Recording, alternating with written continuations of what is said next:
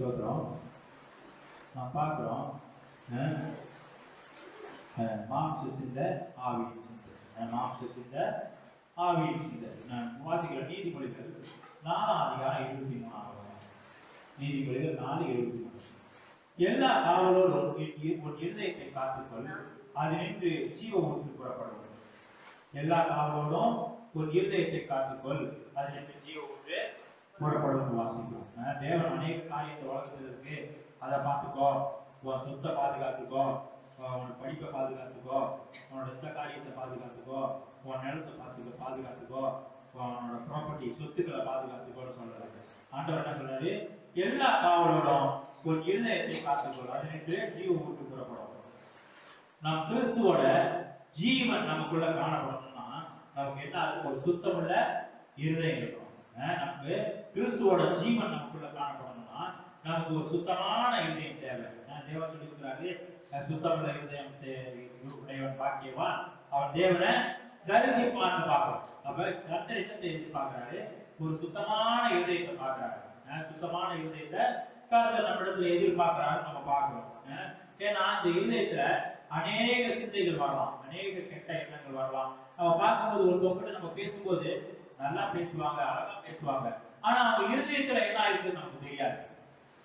இருதயத்துல என்ன இருக்குன்னு நமக்கு தெரியாது. அந்த இருதயத்தோட ஆழத்தை யாராலும் அறிந்து கொள்ள முடியாது. இருதயத்துல கெட்ட எண்ணங்கள், கெட்ட சிந்தனைகள், மற்றவங்களை குறித்துதான கெட்ட எண்ணங்கள், அவங்க குறித்துதான மற்றவங்களை குறிச்சு அவங்க இப்படி இருப்பாங்களோ, அவங்க இப்படி நினைச்சிருப்பாங்களோ, அவங்க இப்படி உள்ளவங்களோ அப்படின்னு சொல்லி மற்றவங்களை குறிச்சு அந்த இருதயத்துல என்னென்னமோலாம் நினைக்க முடியும். ஆனா அதை மற்றவங்க பார்க்க முடியாது. ஆனா வாயில வேதவசனம் சொல்லுது, இருதயத்தின் நிறைவு வாய் பேசணும். சில சமயம் அந்த இருதயத்துல அந்த ஆத்திரம், கோபம், கெட்ட வைராக்கியம் இதெல்லாம் இருக்குது. அது ஒரு நாளைக்கு வெடிச்சுக்கிட்டே என்ன ஆகும்? இருதயத்தின் நிறைவு வாயில வெளியாகும். அப்பதான் ஐயோ இப்படி நினைச்சேன் நான், அந்த மனுஷன் இப்படி பேசுறாரு, இப்பதான் அவரோட உண்மை வெளிப்படுத்து, அவர் இப்படிப்பட்டவர்னு அப்படின்னு சொல்லுவாங்க. அப்ப அநேக இருதயத்துல அதை வெளிப்படுத்த மாட்டாங்க, ஆனா இருதயத்துல வச்சிருப்பாங்க பொல்லாத எண்ணங்கள், பொல்லாத சிந்தனைகள், இப்படிப்பட்டதான காரியத்தை வச்சிருப்பாங்க இருதயத்துல. நம்ம தொடர்ந்து வாசிக்கிறோம் ரோமர் 8:6, ரோமர் 8:6-8. மாம்ச சிந்தை மரணம், ஆவின் சிந்தையோ ஜீவனும் சமாதானம். என்னவா? மாம்சத்துக்குரிய சிந்தை இருக்க அது மரணம், ஆவின் சிந்தையோ ஜீவனும் சமாதானம். மாம்ச சிந்தை, ஆவின் சிந்தை, இது ரெண்டா பிரிக்கக்கூடியதா இருக்கு. நம்ம வேற வசனத்துல வாசிக்கிறோம், மாம்ச சிந்தை தனி, ஆவின் சிந்தை வேற. மாம்ச சிந்தை எப்படிப்பட்டதா இருக்கும்? நம்ம பழைய மனுஷனோட சிந்தை.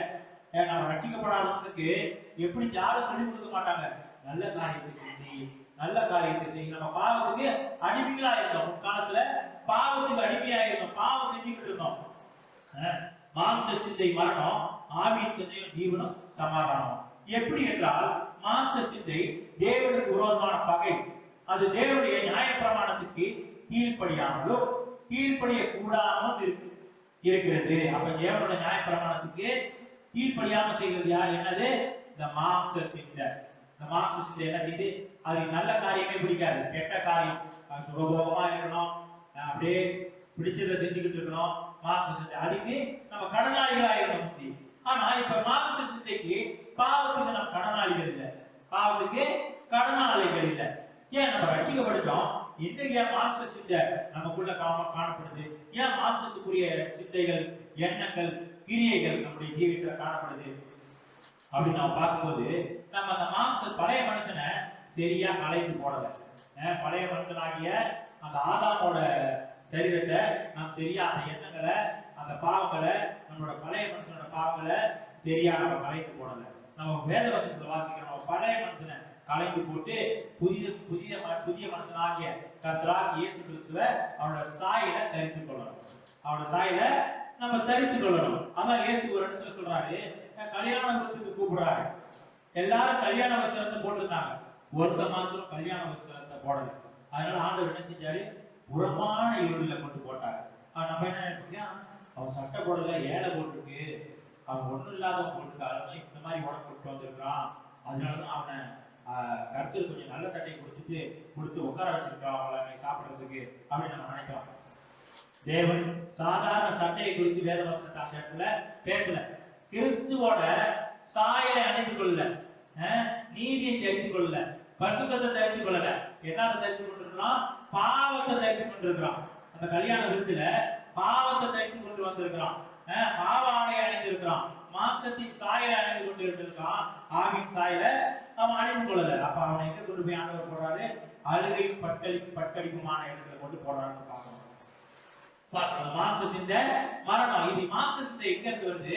பழைய மனுஷன் கிட்ட இருந்து வருது. அந்த பழைய மனுஷன் நாம் வேதவசத்துல வாசிக்கிறோம், கிறிஸ்துவோடு கூட நீங்கள் சிலுவையில் அறைந்ததுண்டானால், கிறிஸ்து உயிர்த்தெழுந்து மேலான இடத்துக்கு போனாரு. அந்த காரியங்களை நாடுங்க, அந்த காரியத்தை தேடுங்க.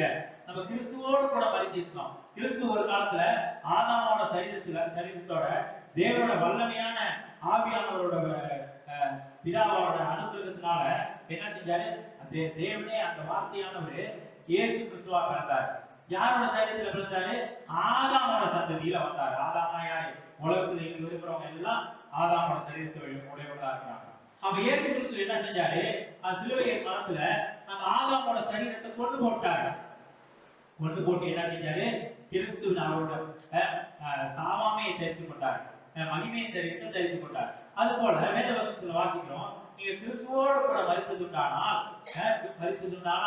மரித்து உயிர்த்தெழுந்தாக்கா, நம்ம கிறிஸ்து உயிர்த்தெழுந்தார், மேலான இடத்துக்கு போனாங்க. அதே போல மேலான காரியங்களை நாடுங்க. ஆனா நம்ம ரட்சிக்கப்பட்டிருக்கிறோம், இன்னும் என்ன காரியங்களை நாடிக்கிட்டு இருக்கிறோம்? உலகத்துக்குரிய காரியங்களை நாடிக்கிட்டு இருக்கிறோம். உலகத்தில் உள்ள சிற்றின்பங்களை நாடிக்கிட்டு இருக்கிறோம். உலகத்தின் சின்ன சந்தோஷங்களை நாடிக்கிட்டு இருக்கிறோம். உலகத்துல உள்ள ஆசையை நாடிக்கிட்டு இருக்கிறோம். இப்ப அப்படிதான் போய்கிட்டு இருக்குது. உலகத்துல என்ன கிடைக்கும்? உலகத்துல எப்படி வளமா வாழலாம்? எப்படி உலகத்துல சந்தோஷமா வாழலாம்? உலகத்துல எப்படி சொத்துக்கள் வாங்கலாம்? எப்படி உலகத்துல அநேக வீடுகள் வாங்கலாம்? இப்படின்னு உலகத்துக்குரிய காரியங்களை நாடி போயிருக்கு. ஆனா வேத வசனம் என்ன சொல்லுது? மேலானவைகளை நாடுங்கள். இயேசு கிறிஸ்து பிதாவின் வலது பாதத்துல உட்கார்ந்து இருக்கிறாரு. அப்படிப்பட்டதான மேலான காரியத்தை நாடுங்க. ஆண்டவர் சொல்றாரு, இந்த உலகத்துல இயேசு நம்ம ரட்சிக்கப்பட்டா உலகத்துல உள்ள தேவைகள்லாம் கர்த்தர் சந்திப்பாரு அப்படின்னு வேதவசனம் சொல்லுது. தேவைகள்லாம் சந்திப்பாரு.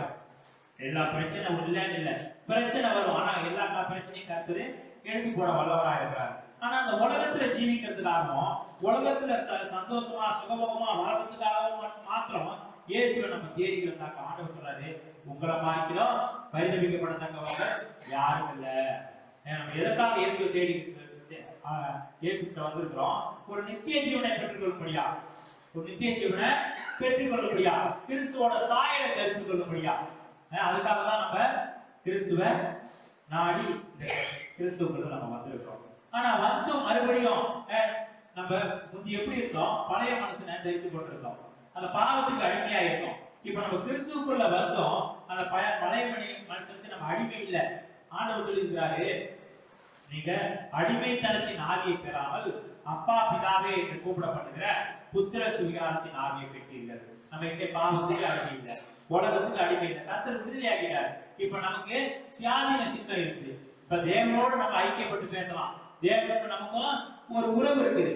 இயேசு கிறிஸ்து மூலமா நமக்கும் தேவனுக்கும் ஒரு பெரிய அடப்பு இருந்துச்சு. அதை இயேசு என்ன செஞ்சாரு? தகர்த்து எறிஞ்சிட்டாரு. இப்ப நமக்கும் தேவனுக்கும் ஒரு ஐக்கியம் இருக்குது. நம்ம பரிசுத்தமா ஜீவிக்கணும் அப்படின்னா தேவன் நமக்கு உதவி செய்வார். அவர் நமக்குள்ள இருக்கிறார். பரிசுத்த ஆவியானவர் வடிவில நமக்குள்ள இருக்கிறார். ஆண்டவர் இயேசு கிறிஸ்து இருக்கிறார். பிதாவாகிய தேவன் நம்மோடு கூட ஐக்கியத்தில் இருக்கிறார். நம்ம இனிமே பரிசுத்தமா ஜீவிக்கணும்னா தேவன் என்ன செய்வாரு? நமக்கு உதவி செய்ய வல்லவரா இருக்கிறார். ஆனா இல்ல, நான் இன்னும் பாவத்துல தான் ஜீவிப்பேன், நான் பழைய மனுஷனை இன்னும் சரியா கலைந்து போடல, இன்னும் நான் பாவத்துல தான் ஜீவிக்க போறேன் அப்படின்னு எடுக்கிற முடிவு யார் கையில இருக்கு? நம்ம கையில இருக்கு. நம்ம இயேசு கிறிஸ்துக்கு கீழ்ப்படுத்தி பரிசுத்தமா ஜீவிக்க விரும்பலாம். ஆனா இயேசு ரட்சிக்கப்பட்டோம், இயேசுக்கு கீழ்ப்படியாம பாவத்துக்கு அடிமையா மறுபடியும் ஜீவிக்கலாம். அது நம்ம கையில இருக்கு. ஆண்டவரை யாரும் நீ இப்படிதான் வந்து இப்படிதான் செய்யணும்னு சொல்லல. ஆண்டவர் அழைக்கப்பட்டவர்களோ அநேகர், தெரிந்து கொள்ளப்பட்டவர்களோ சிலர்னு சொல்லியிருக்கிறார். சிலர் தெரிந்து கொண்டிருக்கிறாரு, தெரிந்து கொண்டு அவரோட வார்த்தையை கொடுக்கிறாரு. நம்ம தொடர்ந்து சத்தியத்திலே கர்த்தரோட வழிகளிலே நாம் நடக்கணும்னா அவரோட வார்த்தைக்கு கீழ்ப்படிஞ்சு நடக்கக்கூடியவர்களா இருக்கணும். மாம்சத்தின்படி மாம்ச சிந்தை மரணம், ஆவியின் சிந்தையும் ஜீவனும் சமாதானமும் நம்ம வாசிக்கிறோம். நம்ம தொடர்ந்து வாசிக்கிறோம். எபேசியர் 2ஆம் அதிகாரம் 1 இருந்து 5. எபேசியர் 2:1-5. அக்கிரமங்களினாலும் பாவங்களினாலும் மரித்தவர்களாய் இருந்த உங்களை உயிர்ப்பித்தார். நம்ம அக்கிரமங்களினாலும் பாவங்களினாலும் மரித்தவர்களாய் இருந்தோம். எப்படி மரித்தவர்களாய் இருந்தோம்? ஆதாம் என்ன செஞ்சான்? பாவம் செஞ்சிட்டான். ஆதாம் பாவம் செஞ்ச பிறகு தேவனுக்குள்ள நமக்கு ஒரு ஐக்கியம் இல்லை, அது ஒரு மரணம், ஆவிக்குரிய மரணத்தை நம்ம சந்திச்சோம். அக்கிரமங்களினாலும் பாவங்களினாலும் மரித்தவர்களாய் இருந்த உங்களை உயிர்ப்பித்தார். எப்படி மரித்தோம்? ஆதாம் பாவம் செஞ்சான். ஆதாம் பாவம் செஞ்ச பிறகு சபிக்கப்பட்டவன் ஆயிட்டான். அப்ப தேவனுக்கு மனுஷனுக்கும் ஒரு உறவு இல்லாம போயிடுச்சு. ஏன் உறவு இல்லாம போயிடுச்சு? தேவனுடைய எப்படி ஐக்கியப்பட முடியும்? அந்த ஆவியின் மூலமா தான் தேவனோட ஐக்கியப்பட முடியும். மாச சரீரத்திலேயோ ஆத்மாவிலேயோ தேவனோட ஐக்கியப்பட முடியாது. அப்ப மனுஷன் அந்த ஆவிக்குரிய மரணம் அவனுக்கு சம்பவிச்சிச்சு. யாருக்கு? அந்த ஆதாமுக்கு. உடனே அவன் வம்ச வழியில வந்தது எல்லாருக்கும் தேவனோடு ஐக்கியப்படுறதான ஒரு நல்ல ஒரு அனுபவத்தை இழந்து போயிட்டான். அவன் இயேசு கிறிஸ்து மறுபடியும் வந்த பிறகு இயேசு கிறிஸ்து அந்த பாவத்துக்காக பலியிடப்பட்டு மரித்து உயிர்த்தெழுந்து நமக்கு விடுதலை கொடுத்தார். இப்ப நம்ம தேவனுக்கு அடிமைகளா இருக்கணும், தேவனோட பிள்ளைகளா இருக்கணும். நம்ம பாவத்துக்கு அடிமைகள் இல்லை. முந்தி பாவத்துக்கு அடிமையா இருந்தோம். இப்ப இயேசு கிறிஸ்து என்ன செஞ்சாரு? அந்த பாவத்துக்கு அடிமைகளா இல்லாதபடிக்கு இயேசு கிறிஸ்துவோட பிள்ளைகளா, பிதாவாகிய தேவனோட பிள்ளைகளா நம்மளை மாற்றி இருக்கிறாரு. இப்ப தேவனோட ஐக்கியப்பட்டு நம்ம ஜீவிக்க முடியும். அதான் நம்ம வாசிக்கிறோம், அக்கிரமங்களினாலும் பாவங்களினாலும் மரித்தவர்களாக இருந்த உங்களை உயிர்ப்பித்தார். அப்ப நம்ம உயிர்ப்பிச்சிட்டாரு. அவர்களினால் நீங்கள் முற்காலத்திலே இவ்வுலக வழக்கத்தில் சேர்ந்தபடியாகவும் கீழ்ப்படியாமையின் பிள்ளைகளிடத்தில் இப்பொழுது கிரியை செய்கிறது. கீழ்ப்படியாமை பிள்ளைகளுக்கு என்ன கிரியை செய்கிறான்? இப்பொழுது கிரியை செய்கிற ஆகாயத்து அதிகார பிரபுவின் ஆவிக்கு ஏற்றபடியாக நடந்து கொண்டிருக்கிறது. எப்படி நடந்து கொண்டிருந்தோம்? பிசாசுக்கு கீழ்ப்படிஞ்சு நடந்து கொண்டிருந்தோம். மனசை விழுந்த பிறகு யாருக்கு கீழ்ப்படிஞ்சு நடந்தா? பிசாசுக்கு கீழ்ப்படிஞ்சு பாவத்தை செஞ்சுட்டு இருக்கிறான் மனுஷன். ஆவிக்கு ஏற்றபடியாக நடந்திருக்கிறது. அவர்களுக்குள்ளே நாம் எல்லாரும் முற்காலத்திலே நமது மாம்ச இச்சையின்படி நடந்திருக்கிறதா? மாம்ச இச்சையின்படி நடக்கிறோம். அப்ப மாம்ச சிந்தை மரணம். முந்தி தேவன் ரட்சிக்கப்படாத புத்திக்கு மாம்ச சிந்தை ஆவியின் சிந்தை இல்லை, மாம்ச சிந்தை ஒட்டிதான். இப்ப நம்ம ரட்சிக்கப்பட்டுட்டோம். இப்ப நமக்கு மாம்ச படியை செய்யலாம், ஆவியின் படி நடக்கலாம். தேவனோட அனுகிரகம் நமக்கு இருக்கு, தேவனோட ஐக்கியம் இருக்குது. அவர்களுக்குள்ளே நாம் எல்லாரும் காலத்தில் நமது மாம்ச இச்சையின்படி நடந்து நமது மாம்சமும் மனசும் விரும்பினவைகளை செய்து சுபாவத்தினாலே மற்றவர்களை போல கோபாக்கினின் பிள்ளைகளாக இருந்தோம். கோபாக்கினின் பிள்ளைகளாக இருக்கிற வரைக்கும் தேவனுக்கும் நமக்கும் ஐக்கியம் இல்லை. நம்ம மாம்சத்தின்படிதான் நடக்க முடியும், ஆவின்படி நடக்க முடியாது. ஆனா ரட்சிக்கப்பட்ட பிறகு இயேசு கிறிஸ்துவோட ரத்தத்தால் நாம் கழுவப்பட்ட பிறகு நமக்கு எப்படி நடக்கலாம்? ஆவின்படி நடக்கலாம். அதான் ஆண்டவர் சொல்றாரு, முற்காலத்துல பாவத்துல ஜீவிச்சீங்க, மாம்சத்தின்படி நடந்தீங்க, அந்த மாதிரி நடக்காதீங்க. இப்ப நான் உங்களுக்கு ஆவியை கொடுத்திருக்கிறேன், ஆவிக்கு உயிர் கொடுத்திருக்கிறேன். அந்த ஆவியை தேவன் மறுஜென்மம் கொடுக்கினாலே நம்ம மறுஜென்மத்தை நமக்கு கொடுத்திருக்கிறாரு. நம்ம தவறா ஜீவித்தோம், தவறா வாழ்ந்தோம். ஆனா மறுஜென்மம் கொடுத்தனால தேவன் என்ன செஞ்சாரு? மறுபடியும் நமக்கு ஆவியில உயிரை கொடுத்திருக்கிறாரு. ஆவியில உயிரை கொடுத்த பிறகு இப்ப தேவன் நமக்கும் இயேசு கிறிஸ்துவோட ஜீவன் நமக்குள்ள இருக்குது. இயேசு கிறிஸ்துவோட ஜீவன் நமக்குள்ள இருக்குது. இப்ப நம்ம என்ன செய்யணும்? நம்ம அடிமைத்தனத்தின் ஜீவியம் செய்யாம அப்பா பிதாவை கூப்பிட பண்ணுகிற புத்திர சுவிகாரத்தின் ஆவியை கொடுத்திருக்கிறாரு. தேவனுக்கும் நமக்கு ஒரு ஐக்கியம் இருக்கு. இப்ப நம்ம ஆவியின்படி நடந்தா நமக்கு நம்மை தடைப்படுகிறவன் யாரும் இல்லை, நம்ம கையில இருக்கு. நம்ம ஆவியின்படி நடக்கிறோமா, மாம்சத்தின்படி நடக்குமா, அது நம்ம கையில இருக்கு. நம்ம வேத தொடர்ந்து வசனத்தை வாசிக்கிறோம். சுபாவத்தினாலே மற்றவர்களை போல கோபாக்கினின் பிள்ளைகளாக இருந்தோம். தேவனோ இரக்கத்தில் ஐஸ்வர்யம் உள்ளவராய் நம்மில் அன்பு கூர்ந்து தம்முடைய மிகுந்த அன்பினாலே அக்கிரமங்களினால் மரித்தவர்களாய் இருந்த நம்மை கிறிஸ்துவுடனே கூட உயிர்ப்பித்தார். கிருபையினாலே ரட்சிக்கப்பட்டீர்கள். அக்கிரமங்களினாலும் பாவத்தினாலும் நம்ம காணப்பட்ட நம்மள கர்த்தர் கிருபையினாலும் இரக்கத்தினாலும் என்ன செஞ்சார்? ஆண்டவரே மறுபடியும் உயிர்ப்பித்தார். மறுபடியும் நம்ம கர்த்தர் உயிர்ப்பித்திருக்கிறார். நம்ம பார்க்கிறோம். மறுபடியும் நம்ம கீழ்ப்படியாமை பிள்ளைகளை போல, புறஜாதியார போல, ரட்சிக்கப்படாதவங்களை போல, ஆகாயத்து அதிகார கோவிலோட அடிமையா இருக்கிறாங்க அவங்களை போல நம்ம மறுபடியும் பாவங்களை ஜீவிக்கலாமா? மாம்சத்தின்படி நடக்கலாமா? கூடாது. நமக்கு தேவன் எதிர்த்து தெரிந்து கொண்டிருக்கிறாரு. ஆவியின்படி நடக்கும்படியா, ஆவியின் சிந்தையா இருக்கும்படியா, ஆவிக்குள்ளாக நடக்கும்படியா. இந்த ஆவியில் நடக்கிறதா சில பேர் நினைச்சுக்கிறாங்க, அந்நிய பாஷையில பேசி பேசி பேசி அதான் ஆவியில நடக்குது. ஆவியில நடக்கிறது வேற, அந்நிய பாஷை பேசுறது வேற. அந்நிய பாஷைன்னு சொல்றது வரம், ஆவிக்குரிய வரமா இருக்குது. ஆனா ஆவியில ஜீவிக்கிறது, ஆவியில நடக்கிறதுனா நமக்குள்ள ஒரு தேவ ஆவியானவர் நமக்குள்ள இருக்கிறாரு. அந்த ஆவியானவர் ஒவ்வொரு நாளும் நம்மோடு பேசிக்கிட்டு இருக்கிறாரு. ஒவ்வொரு நாளும் இப்படி செய்யாத, இதை செய், இப்படி செய்யின்னு ஆவியானவரே நமக்கு நம்மோடு கூட உள்ளான மனுஷனா இருந்து நம்மோடு பேசிக்கொண்டே இருக்கிறார். அந்த தேவனுக்கு கீழ்ப்படிஞ்சு நம்ம நடக்கணும். அந்த தேவனுக்கு நம்ம கீழ்ப்படிஞ்சு நடக்க ஆவியானவர் நமக்குள்ள இருக்கிறாரு. அந்த கிறிஸ்துவோட ஜீவன் நமக்குள்ள இருக்குது. இயேசு கிறிஸ்துவுக்கு எப்படி அந்த ஆவி ஜீவன் இருந்துச்சோ அதே போல நமக்கு தேவனோட ஜீவன் நமக்குள்ள இருக்குது. அப்ப தேவன் என்ன செய்யறாரு? நம்மோடு பேசுறாரு. இப்படி நடக்காத, இப்படி ஜீவிக்காத, இப்படி செய்யாத. ஆவியானவர் நம்ம உணர்த்துறாரு. நம்ம அதான் வேத வசனத்துல வாசிக்கிறோம், பரிசுத்த ஆவியானவர் உங்கள் பேர் வரும் பொழுது அவர் எல்லாவற்றையும் உங்களுக்கு காண்பித்து உங்களை வழிநடத்துவார். ஆவியானவர் நம்ம வழிநடத்த வல்லவராக இருக்கிறார். நம்ம முன்பு போல கீழ்ப்படியாமை பிள்ளைகளை போல அந்த ஆவியானவருக்கு கீழ்ப்படியாம இருக்கக்கூடாது. ஆதாம் ஒரு முறை தேவனுக்கும் ஆதாமுக்கும் ஒரு ஐக்கியம் இருந்துச்சு. ஆனா அந்த ஐக்கியத்தை ஒரு விலையேற பெற்ற ஐக்கியமா அவன் நினைக்கல. ஐயோ, இப்படி தேவனோடு கூட இருக்கிறதான ஒரு ஐக்கியம் நமக்கு கிடைச்சிருச்சு, இது பயத்தோடு நடுக்கத்தோடும் இதை நம்ம காத்துக்கொள்வோம் அவன் நினைக்கல. அவனுக்கு தேவனோட மகிமை தெரியல. அப்பதான் உண்டாக்கப்பட்டான். தேவன் எப்படிப்பட்டவர்கள் தெரியல, தேவன் எப்படி மகத்துவமானவர்கள் தெரியல, தேவனோட வல்லமை எப்படிப்பட்டதுன்னு தெரியல, தேவன் எப்படி கிரியை செய்கிறவரா இருக்கிறாருன்னு அவருக்கு தெரியல. ஆனா கர்த்தர் நமக்கு எல்லாத்தையும் வலியுறுத்தி இருக்கிறாரு, எல்லா காரியத்தையும் சொல்லி தந்திருக்கிறாரு. எப்படி ஆண்டவர் எப்படிப்பட்டவரு, எப்படி வல்லமை உள்ளவரு, எப்படி இரக்கம் உள்ளவரு, எப்படி கிருபை உள்ளவர் நமக்கு சொல்லி கொடுத்திருக்கிறாரு, நமக்கு வெளிப்படுத்தி காண்பிச்சிருக்கிறாரு. இப்படிப்பட்டதான தேவன் நம்மோடு கூட ஐக்கியமா இருக்கிறாரு. அப்ப நம்ம தேவன் நம்மோடு கூட ஐக்கியமா இருக்கிறாரு. நம்ம எப்படி பயத்தோடு நடுக்கத்தோட ரட்சிப்பு நிறைவேற நம்ம எப்படி பிரயாசப்படணும். நம்ம ஆவியில இருக்கணும். மாம்சம் செஞ்ச மரணம், ஆவியில் செஞ்சோ ஜீவனும் சமாதானமும். நம்ம கிறிஸ்துவை தரித்து கொண்டா, கிறிஸ்து அதான் வேத வசனத்துல வாசிக்கிறோம், புறமான மனுஷன் நாளுக்கு நாள் குறையவும் உள்ளான மனுஷன் நாளுக்கு நாளும் பெருகவும் வாசிக்கிறோம். அப்ப உள்ளான மனுஷன் யாரு? அந்த ஆவியானவர் நமக்குள்ள இருக்காரு. நமக்குள்ள ஆவியும் கர்த்தர் கொடுத்திருக்கிறாரு. தேவ ஆவியானவர் நம்முடைய ஆவியோடு இணைந்து நமக்கு என்ன செய்யறாரு? அநேக காரியங்களை செய்யறாரு. அப்ப நம்ம யாரா இருக்கிறோம்? நம்ம ஆன்மாவா இருக்கணும். புறமான மனுஷன், உள்ளான மனுஷன் ஆவியானவர், அதுக்கப்புறம் ஆன்மா இருக்குது, சோல் ஆன்மா, அதுக்கப்புறம் புறமான மனுஷன் யாரு? சரீரம் இருக்குது. அப்ப நம்ம யாருக்கு கீழ்ப்படியணும்?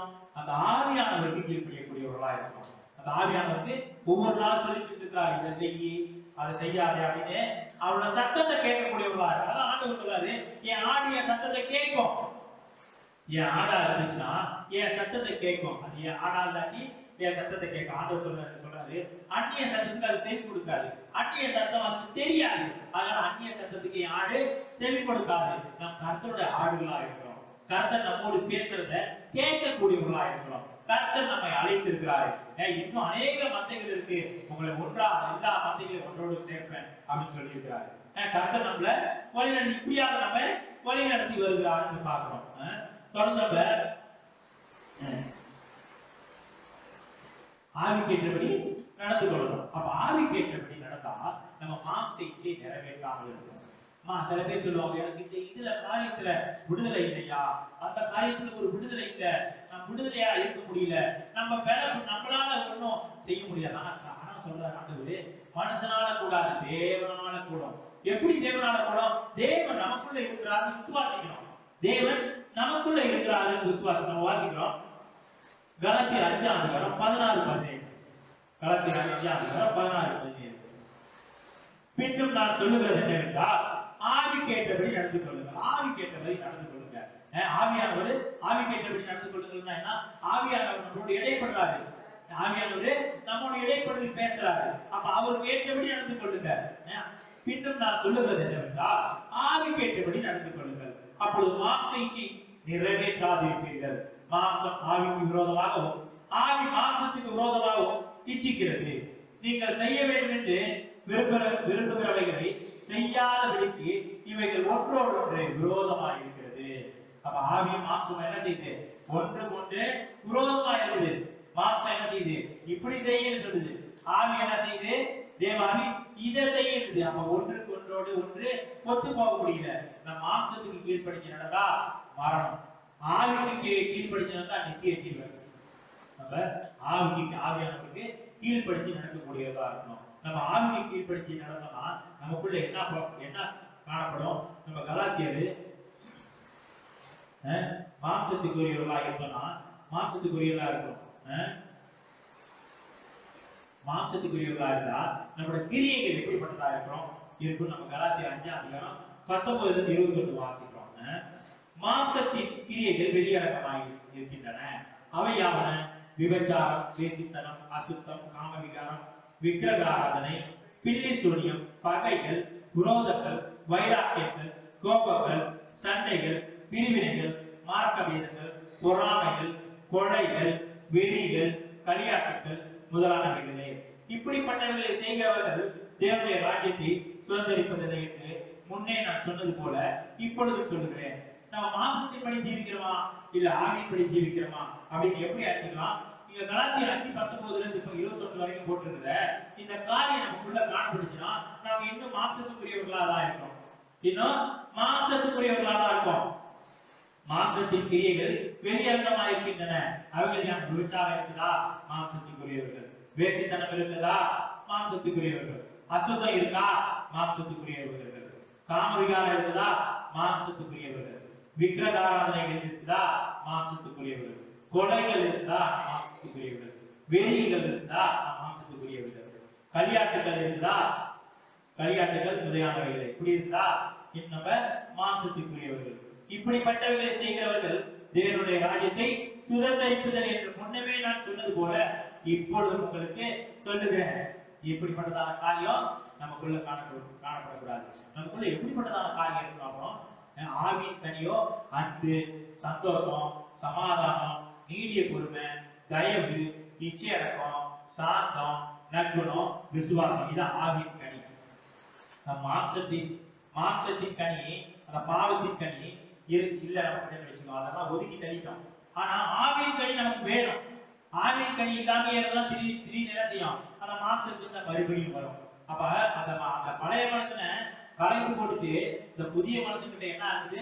அன்பு, சந்தோஷம், சமாதானம், நீடிய பொறுமை, தயவு, நிச்சயம், சாந்தம், நற்குணம், விசுவாசம், இதை நம்ம தெரிந்து கொள்ளணும். இந்த கிரியைகள் நம்முடைய ஜீவியத்துல காணப்படணும். இந்த கனிகள் நம்ம ஜீவியத்துல காணப்படணும். தொடர்ந்து நம்ம வாசிப்போம். 2 தீமோத்தேயு 3:2 2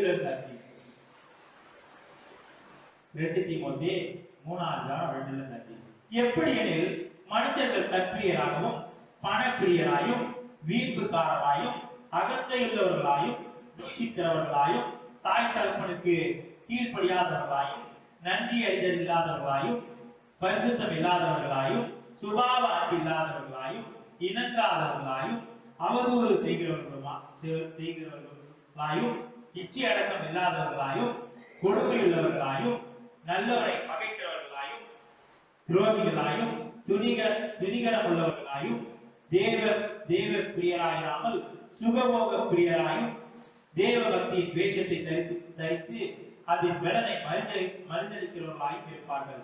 இப்படிப்பட்டவர்கள் நீ விட்டு விலகி. இப்படிப்பட்டவர்களோட நம்ம ஐக்கியப்படக்கூடாது அப்படின்னு நம்ம வாசிக்கிறோம். இப்படியா நம்ம மாம்ச சிந்தை இருக்குது. ஒரு மனுஷனுக்கு மாம்ச சிந்தை ரட்சிக்கப்பட்டா, ஆனா மாம்சத்தின்படி நடக்க முடியும், ஆவியின்படி நடக்க முடியும். ஆனா மாம்சத்தின்படி நடந்துட்டு இருந்தோம்னா நம்ம ரட்சிக்கப்பட்டதுல ஒரு அர்த்தம் இல்லை. இயேசு கல்வாரி சிலையில ரத்தம் சிந்தினதுல ஒரு அர்த்தம் இல்லை. நம்ம இன்னும் மாம்சத்தின்படியே நடத்தோம்னாக்கா நம்ம ரட்சிக்கப்பட வேண்டிய அவசியமே இல்லை. ஆனா நம்ம தேவையே நம்மள அழைச்சாரு, ஏன் நம்ம தேவன் ரட்சித்திருக்கிறாரு? நம்ம ஆவியின்படி நடக்கும்படியா. அதான் வேத வசனத்துல இந்த ஆவியின் நடக்கும்படியா ரோமர் அதிகாரத்துல இன்னும் நம்ம ரொம்ப ஆவியான வலியுறுத்தத்தை நம்ம பார்க்கணும். அதை நம்ம வாங்கிட்டு அதன்படி நடக்க நம்ம ஆரம்பிக்கணும். மாம்ச சிந்தை மரணம், ஆவியின் சிந்தையோ ஜீவனும் சமாதானம் என்று வாசிக்கிறோம். கர்த்தர் நம்மோடு பேசுற வார்த்தைக்காக ஸ்தோத்திரம் பண்ணுவோம்.